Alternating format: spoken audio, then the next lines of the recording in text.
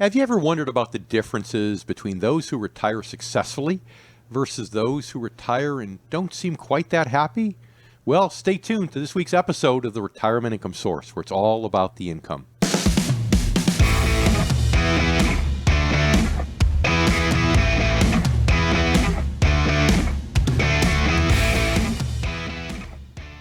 Welcome to the Retirement Income Source, where it's all about the income. I'm David Scranton, here with my good friend and co-host Sarah Samuels. And today, we're talking about how to retire successfully. And this is going to apply to you whether you have not retired yet or whether you have retired. Still, the goal is to improve your retirement. When I say successfully, I don't mean just financially. I mean to have a happier and more fulfilled retirement.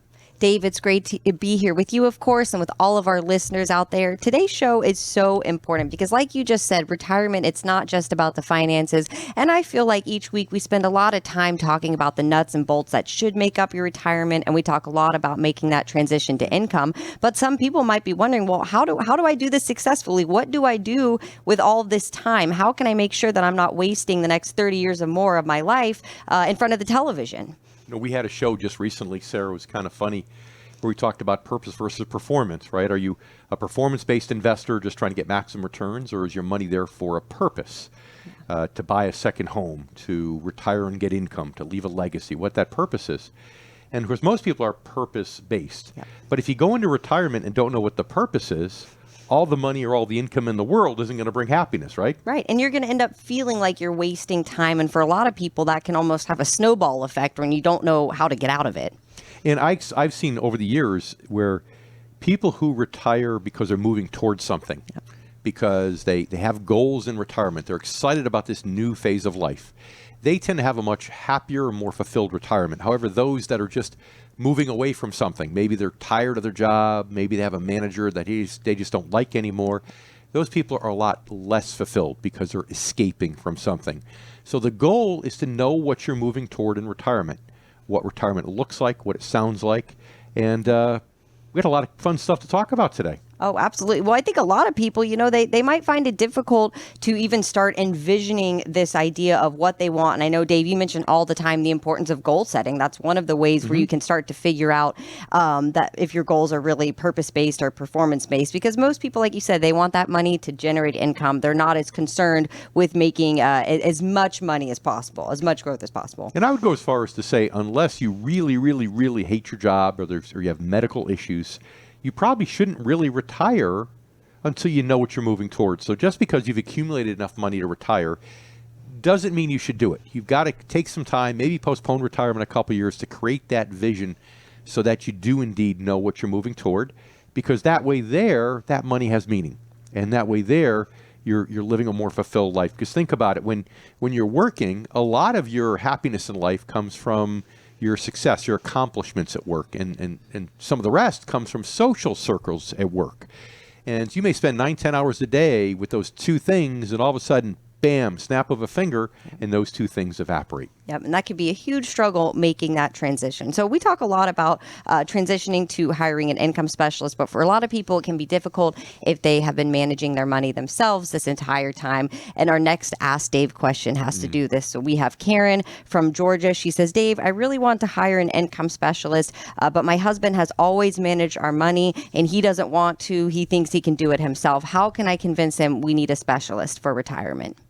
Well, Karen, that's a great question. I want to reassure you, you're not alone. There are a lot, and usually it's a male-female dynamic, frankly, where, as in your case, you want to get help, and the husband, the caveman, I take that from the play Defending the Caveman, pounds on his chest and says, "No, me can do it. Me can do it," right? And maybe me can do it, maybe me can't do it, and that's the whole problem here. And I think it's just a testosterone thing. In part, it's a hormonal thing. But it's true, Karen, that I find that, women tend to have maybe a little less confidence than they should in their ability to do a lot of things, including manage money. And men tend to be overly confident in their abilities to do a lot of things, including managing money. So, I think in appealing to him, Karen, you might want to stress the fact that he's going into a new phase of life in which he hasn't invested before, right? He's probably done a great job accumulating money between all your accounts over the accumulation years. But when you go in the transition, which are quasi-income years, and then into the income years themselves, it's a whole different skill set. In fact, there's a reason, for example, at our firm, Karen, we have two chief investment officers, one that does the income side and one that does the more growth side. It's like in football. You have an offensive and a defensive coordinator. They have different mindsets. They do totally different things. So you might want to tell him, look, honey, you're a smart guy. You can go to school after you graduate, after you retire, and you can probably take courses in each of the 8 different income generating items, and you can really learn everything you need to know about them, and then come home and manage that money in retirement. But let me ask you, sweetie, is given that you don't have any real life experience doing that, and this is our life savings, is that really the best move? You see, I think the key, Karen, is to get him to realize that he's been total return focused, irrespective of whether it comes from income or growth. But now when you go in this income world, you start to introduce things like municipal bonds, individual corporate bonds, preferreds, maybe some BDCs and REITs, all of which I feel confident that he doesn't have any experience in. So I think your best chance of success, Karen, is getting him to realize that he doesn't have that experience. And even if he's smart enough to get it from a textbook standpoint, it probably isn't a good idea considering this is your life savings. Yep. Karen, thank you so much for sending in your question, and I hope that advice helps you convince your husband to see an income specialist. If any of our listeners have a question that you would like to ask Dave, all you have to do is send us an email to askdave@retirementincomesource.com.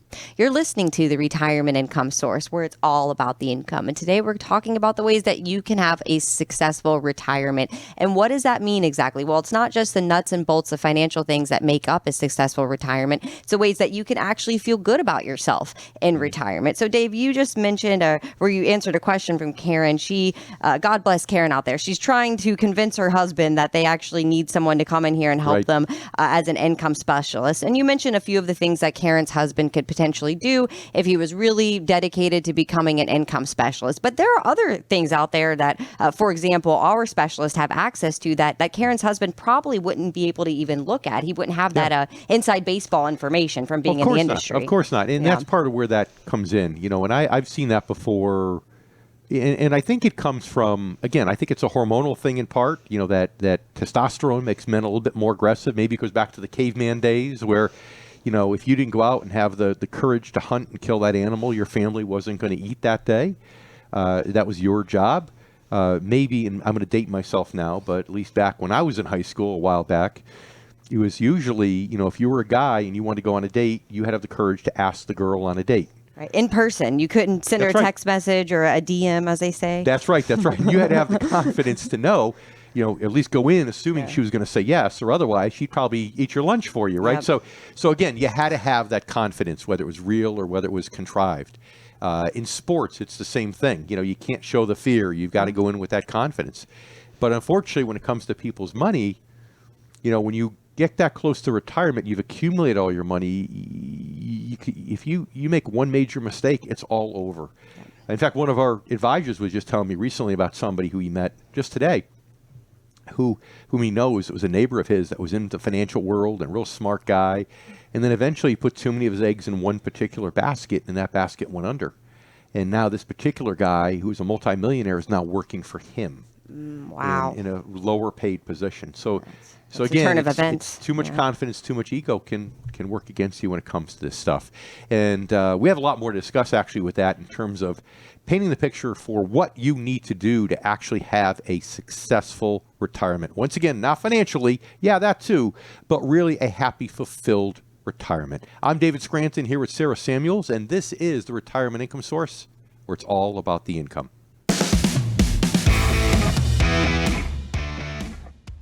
Welcome back to the Retirement Income Source, where it's all about the income. I'm Sarah Samuels here with David Scranton, and we are talking about when you retire, how to make it successful. And we're not just talking about all the different things you need to invest in, the mindset you need to transition to in retirement. We're talking about that emotional connection and feeling fulfilled in retirement. And Dave, just a few minutes ago, you talked about the concept of when you retire, making sure that you're moving towards something as opposed to running away or moving away from something. Can you explain that a little bit more? You know, it's interesting because a lot of successful people have been good at goal setting most of their lives, right?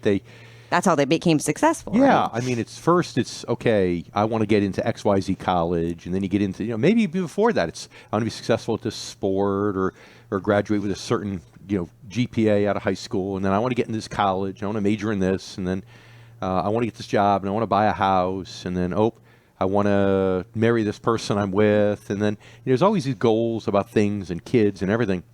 So why should you stop setting those goals when you retire, right? Because now you have more money than you ever have had in your life to do these things and accomplish these goals. And this is the last chapter of your life that's going to be productive, right? So to me, the goal setting process is very much like I teach people to do. I teach our financial advisors to do, Sarah, when it comes to even setting their goals, or I teach younger clients to do when it comes to setting their goals. And it starts with being creative. It starts by sitting down by yourself, or if you're married or have a significant other, with that other person, and blocking out huge blocks of time, blocking out a half day, blocking out a full day, shutting the phone off, no interruptions, and sitting there and just dreaming about what it is that you want in your life. And when you think about everything you want in your life, Sarah, as you know, we've talked about this a bunch right on the show, is they fall into three categories. Everything you want to have, do, and become. Everything you want to have, do, and become. So as you get close to retirement, the have goals dissipate. Sometimes people actually want to downsize a house, which is easy. Or sometimes they want to buy a second house, okay, or change their house, but it's an equal swap, so it's not a big deal. But usually the have goals aren't as prevalent by the time you get to, well, let's just say my age, right? Nearing retirement, maybe. That's right. Not really. You'll for never me, but retire. That's okay. But then the do goals are big, especially when you first retire. Those first 10 or 15 years of the go-go years, you want to do all the things you didn't have time to do, when you're working. So those do goals really take precedence, and for many people, those are the priority. And for some who have really amassed a significant net worth where they're never going to spend all the income from it, then it becomes more the become goals, leaving a legacy. So whether it's do goals or become goals, or even if there are some have goals mixed in, the important thing is to sit down by yourself or with your significant other and brainstorm and really get creative and think about all those things you want to have, do, and become in retirement, and work on it and build that set of goals just like you did when you were younger. Because, again, this is the reward for 40 years of hard work throughout your life. Yep. And if you take Dave's advice and you sit down with your significant other, your husband or wife, and start thinking about your goals, you might run into the same problem as our next Ask Dave email message. So this comes from Tim in Texas. He says, my wife and I have talked about our goals, but we disagree on a lot of them. So how do we come to an agreement about what we want to do in retirement? All right, Tim. Well, I've got some simple advice. This is all marriage counseling advice today, Dave. Well, it's good. It's good stuff because this is what it's all about. Mm-hmm. And it causes strife in relationships. Because think about it. Men and women are separate. Men and women are separate 9-10 hours a day. They go to their respective corners going to work. In 8 hours, 7 hours, you're sleeping. So you only have a third a day or less together during the week. Now you're together 24/7. Different story. So, Tim, first piece of advice I would give you is whatever she wants, say, yes, honey, you are right, and just, she's right, you're wrong. That's just as simple as it is. I'm just kidding. But, you've probably been married for a long time. You know that compromise is really the epitome of any relationship. So there has to be compromise here. And that means you're going to have your time together and you're going to have your time separate. So there's some things that you need to do with her because she wants to do them. Some things she wants to do things with you because you want to do them. And sometimes you just do stuff on your own and she does stuff on your own. So it's got to be a balance of activities. Because again, you're used to working and being apart at 9-10 hours a day. Well, now you're together all the time. So frankly, it's good to have that alone time back in your life, like when you're working. And that's where some of the things she doesn't have to be involved with and some of the things you don't have to be involved with. But one of the things I always recommend is living retirement before you've actually retired. So that means, you think you might want to move to a certain place. Well, take a long vacation there. Rent a place and live there and see what you think. One of you might change your mind if you're disagreeing about that place. Okay, so it's like taking vacations, longer vacations, and living that. Another thing is interviewing people that you know that have had a successful retirement and talking to them about how they've overcome some of this when maybe he wanted to do one thing, she wanted to do another, how they made it work. All right. So again, that's why you got to take some time, Tim, to get this down in advance, because it's very, very rare that the two of you would agree completely on your retirement goals. Now, hopefully there's some overlap. You don't want completely different things. And most of the time that's not a problem. The one biggest problem, Tim, is if you disagree on where you want to live. And that's something that has to be resolved, unless, of course, you've saved enough to be able to have two homes. And sometimes I know, Tim, the grandchildren drive that decision. So I hope that helps. And hey, maybe living separately in retirement, but maybe that's a way to a peaceful retirement. Hey, works well with, and we're not retired, but works well with Teresa and me. Sometimes, hey, she's in Connecticut, I'm in Florida, vice versa. Hey, it works. Yeah. You need your time apart as well as your absolutely. time together. You have to stay an independent person. You can't let your whole identity be absorbed by your partner. Absolutely. So, Tim, thank you so much for sending in your question. And if any of our listeners or even our YouTube viewers out there have a question, maybe you need some marriage advice from Dave, all you have to do is send us an email to askdave@retirementincomesource. That's SOURCE.com. Thank you for listening to the Retirement Income Source, where it's all about the income. I'm Sarah Samuels here with David Scranton, and we are covering all the different ways that you can actually enjoy your retirement. And a lot of people might think, well, that's silly. Of course, I'm going to enjoy my retirement. I don't have to go to my job anymore. I don't have to deal with that commute. I'm going to have all of this free time to enjoy it. But Dave, studies show that unfortunately for a lot of people, especially those over age 70, 90% of them spend time every day watching TV, and 10% of that 94% are spending 9 hours or more per day watching TV. Well, I'm not so worried about the gross 90% because if they're, that's a generation. Sorry, that was 94. I misspoke. That's a generation that grew up with TV. So TV is part of their lives. Sometimes it's just on in the background, or maybe sometimes they'll watch it for a little bit to get tired before they go to sleep. I get that. But 9 hours a day? Well, it's that 10% to 90% that really make me nervous, because those are the ones who obviously didn't take my advice. They weren't moving towards something. And all of a sudden they have this 9-10 hour gap in their day, and it gets filled with whatever. And unfortunately, those people, I can guarantee you, aren't feeling as fulfilled as those who went into retirement with a plan, excited about that stage of life. Yeah. Well, a lot of people, too, like you mentioned, a lot of people, not just men, and a lot of women, too, feel this way. They're defined by their work, by their job, right? Think about all the characters we know, and they're a lawyer, they're a doctor, they are defined by that work. You and I are the same. Exactly. And a lot of people, they when they retire, they forget that. They lose that identity, and I think that could be very upsetting for people if they don't have something to refill it with. And that's even more prevalent, I think, for men, because usually when the grandbabies come, all of a sudden, grandma, that's her focus. And that becomes, that takes over everything. But again, men, whether it's the caveman thing or whatever, it's, wait a minute, I've lost this and I don't have it anymore. And so whether you're male or female, bottom line is you've got to find that sense of fulfillment. What makes you good about yourself? What makes you feel good about yourself? Are you doing anything to add value? Right? Like, I know, next weekend we're heading over to do a little charity event that we're doing as a team, our company, to feed the homeless and the poor. And that's great. But that's something, if you're retired, if that makes you feel fulfilled, that's something you have to plan on, you have to do. Again, not spend 9 hours a day sitting there watching television. Yep. And you also don't want to end up like our last Ask Dave listener, where she was saying her husband wanted to manage their entire retirement, because I think that's the other side of the coin, where you're worried about managing this money when you really don't have the tools to do it. So I don't think that's a very Well, we all know retirement. Financial stress is a major contributor to divorce, right? So absolutely. So you definitely don't want to create financial stress where there shouldn't be any. If you saved enough, then you should be fine, right? So I think that's important also. Good point. Yep. All right. Well, we are going to continue discussing all of the ways that you can ensure that you have a successful retirement. I'm Sarah Samuels here with David Scranton, and you're listening to the Retirement Income Source, where it's all about the income. You're listening to the Retirement Income Source, where it's all about the income. I'm Sarah Samuels here with David Scranton, and we are talking about all the different ways that you can make sure that you are fulfilled in retirement, and that you're filling your retirement with the activities that you dreamed about during your working years. We've talked a little bit about the idea of moving towards something in retirement as opposed to running away from a bad job or a bad boss, and how Dave mentioned that the most successful retirees he's met have been those that were actually moving towards a goal in their retirement. But Dave, you just answered a question from, I believe it was Tim in Texas a few minutes ago, and he was talking about how he and his wife sat down, they did their homework, and it turns out that they disagree on a lot of their retirement goals. And you mentioned compromise as one of the ways that you can get over this disagreement. Well, of course. And it could be places that you want to go on vacation, in which case you find the commonality, go together, and then maybe you can have a girls' trip and a guys' trip separate, right? So that's one thing that you can do.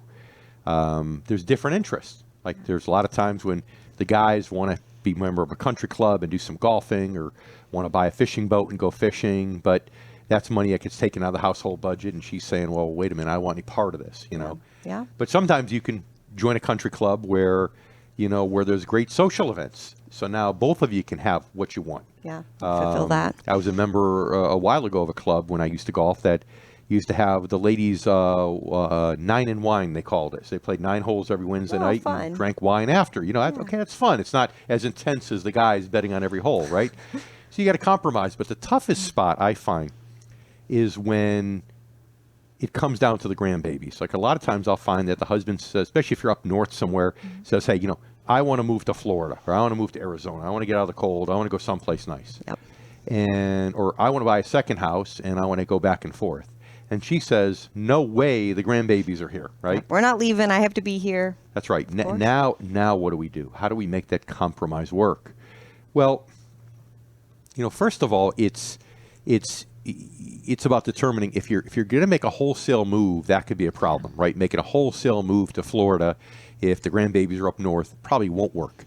But it doesn't mean you can't go down for a month in the month of January and rent a place, and then maybe stretch it to 2 months, and maybe fly them down for a week or two in that period to spend time with you during school breaks in February and the like.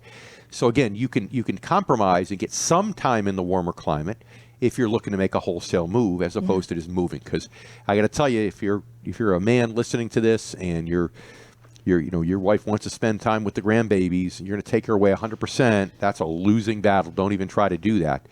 But what if you have the money to do both? Okay, well, that's okay. Yeah. You can go back and forth. I mean, the cost of a flight most places isn't that expensive. You can go back a week every month. You can go back 2 weeks every month. It's a lot of times we'll do that, and we don't have kids, but like even for the nieces and nephews, right? Teresa, the close-knit Italian family, sometimes she'll go back and I'll go back with her. Sometimes she'll go back and I'll stay in Florida. So it's your time together, your time apart, but it's all about compromise. And if you go in with that mentality, you should be able to make it work even in those cases where you can't agree on retirement location. Yep. So we've gone over some tips and ways that you can try to compromise and figure out to make both people as happy as they can be in the situation. But we haven't really talked about the social aspect of retiring. And for a lot of people, that means losing their social circle, including our next writer, Ask Dave question comes from Beth in North Carolina. She says, I am worried about losing most of my friends at work. I spend a lot of time at work. I'm a bit of a workaholic, and I'm afraid to retire because I feel like I'll lose all of my friends. All right, Beth. Well, it's interesting. I've got some of my favorite clients. I'm thinking of a couple in particular years ago that were workaholics. And the day they called me and said they're going to retire in 2 weeks, I was shocked. But they've been very happy. They live a very fulfilled life. And you can too if you know the goals and you know what you're moving toward. So, a couple comments here. First of all, if you have lots of things to do, you'll find that you'll make new friends outside of work. And that could be even more exciting sometimes. You may find that at work, all you have in common is work, right? But if you make friends outside of work, you might find that you've got overlapping commonalities. And that makes it that much more fulfilling. But also remember that you don't have to forget about the people at work. Now, sometimes it starts for the first year or two. You grab lunch every once in a while, and then eventually you fade away, you pull away. And that will happen with some. But, if you've got 8 friends at work, there might only be 2 or 3 that would really make good friends outside of work. So you start by having these luncheons, having these meetings, getting together. And maybe as some of those fade away because they're really just work friendships, right? Then all of a sudden you start to build other friendships through your hobbies, through some of the other things you take on. So I think it really comes down to 2 things. It comes down to, number one, having those retirement goals to keep you busy. And most of the time through those retirement channels, you will find new friends, again, with whom you have more commonality. And second of all, don't just think you have to drop your friends because you're retiring. These are still people that you can talk to, you can spend time with on a regular basis. And in time, you'll figure out which ones are real friends versus which ones were just kind of sort of work friends. So it's friends versus acquaintances. So I hope that helps. Yep. And Beth, you might find out that you're the one that has to reach out more to keep that friendship up if you'd like to, and your friend is still working. But thank you so much for sending in your Ask Dave question. And if any of our listeners or even our YouTube viewers out there have a question about retirement or maybe how to even start setting your goals, please reach out to us. You can email us at askdave@retirementincomesource.com. Thank you for spending some time here with us today on the Retirement Income Source, where it's all about the income. I'm Sarah Samuels here with David Scranton. And so far, we've talked about the different ways that you can ensure you have a successful retirement. So we've talked a little bit about how to set your goals and making sure that you know what those goals are. Goal setting doesn't stop just because you leave the workforce. We've also talked about this idea of moving towards something instead of moving away from something. And Dave, you just gave Beth some great advice. So all the workaholics out there, I hope you're listening. There is life after work, but you might have to do a little bit more effort to keep those relationships up and make sure that you're making friends with similar interests in retirement. You made a good point too, that you may have to be a little bit more proactive reaching out, which sometimes is hard to do because, it's like you just get used to seeing people on a regular basis. But over time, like you said, like I said too, I think what's going to happen is those with whom you really have more commonality, you're going to just naturally reach out to them more. It's going to be a natural thing. Right. You don't need to force it or anything. And I think it's great when you mention that when you're doing activities, like if you set your goals, you know what you're working towards, you're doing all these different things that you're actually enjoying, you will naturally meet people that are doing those same things that you will hopefully enjoy spending time with. And this goal setting process, I know we did a whole show about this probably months ago, but it's important to do this and put this down in writing in a sensory specific fashion. In other words, when you're dreaming, first of all, take off the constraints, right? Because children are willing to dream, they're willing to be an astronaut, do everything, even though it probably never happens. But as adults, we have these constraints on us that, we can't, and it's because you get married, maybe you buy a house, then maybe you have a child, and maybe you're living on one income, and you're just trying to get by, you're trying to survive. And you get into that mentality and you're afraid to dream. But now retirement is the chance for you to dream and to say, look, let me paint the picture of what this new chapter of my life is going to look like. In order to do that, that's where you got to sit yourself down away from everything else, in silence, phone off, and write about what you want to have, do, and become, right? We said that before, all the things you want to have, which start to decrease as you get into retirement, because it becomes more about do goals in those go-go years and then become goals, ultimately leaving a legacy. But you've got to do it in sensory-specific fashion. In other words, think about it, Sarah. You're not going to get very excited if you say, I want to buy a beach home, right? Beach home, right, is 2 words with 10 letters and a space between.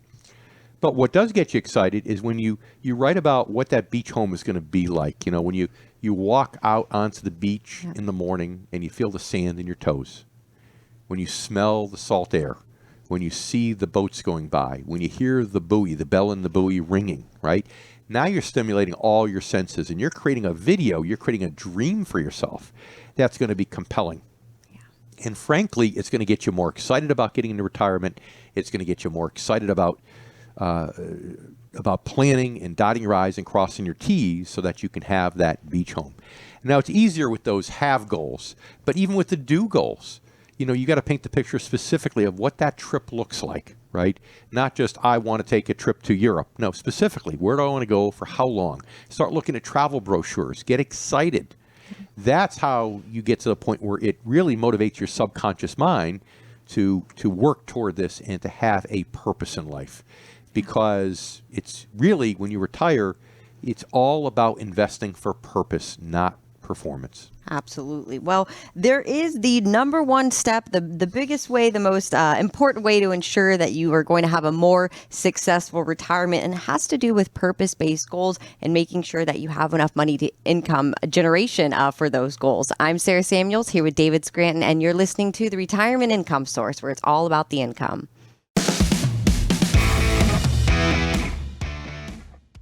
Welcome back to the Retirement Income Source, where it's all about the income. I'm David Scranton, here with Sarah Samuels, and today we're talking about how to live your best retirement, how to retire successfully. And again, we're not just talking about financial, we're talking about in terms of moving towards something. Instead of moving away from a job or a boss that maybe you don't like anymore, moving toward a picture, a vision as to what this new phase of life is going to be like, and getting excited about it. So you're moving toward something.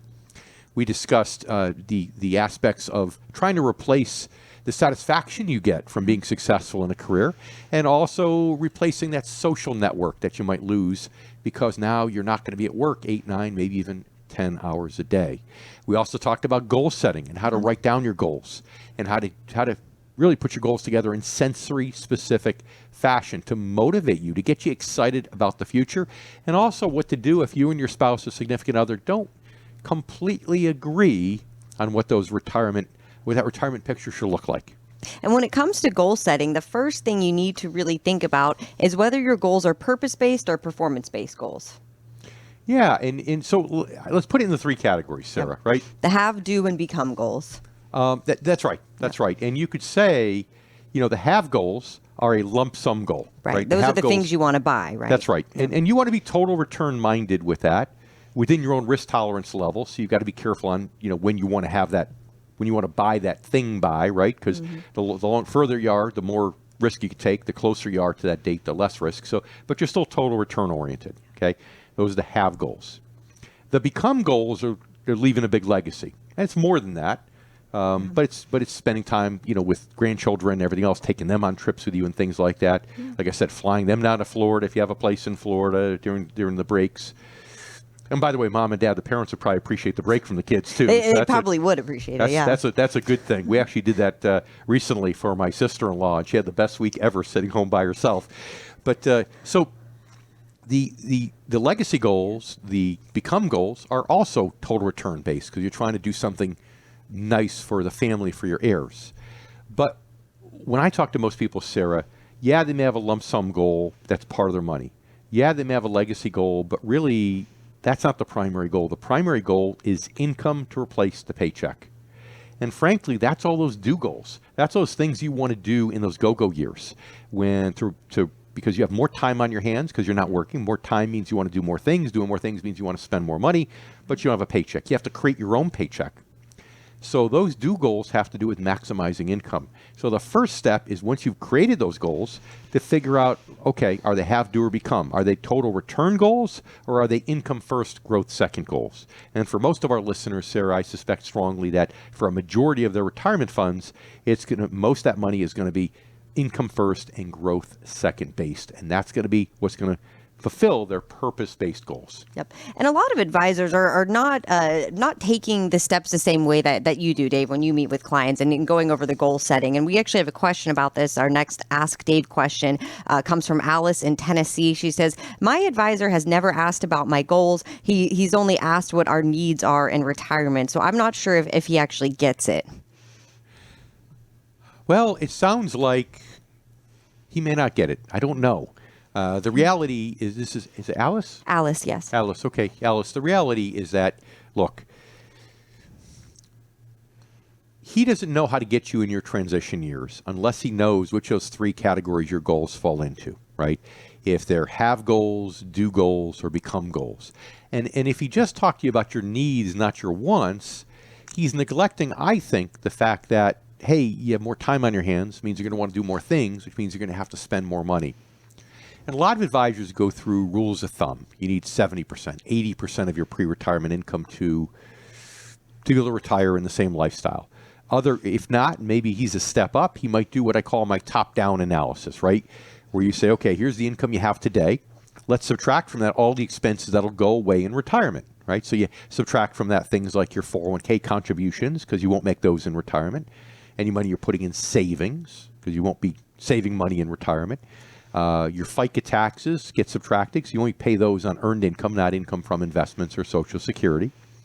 And when you subtract those, you may find that, yeah, you only need 70 or 80% of your pre-tax working income to live the same lifestyle you have today. So when I hear he's planning for the needs, but not really asking you about your goals and wants, that makes me nervous.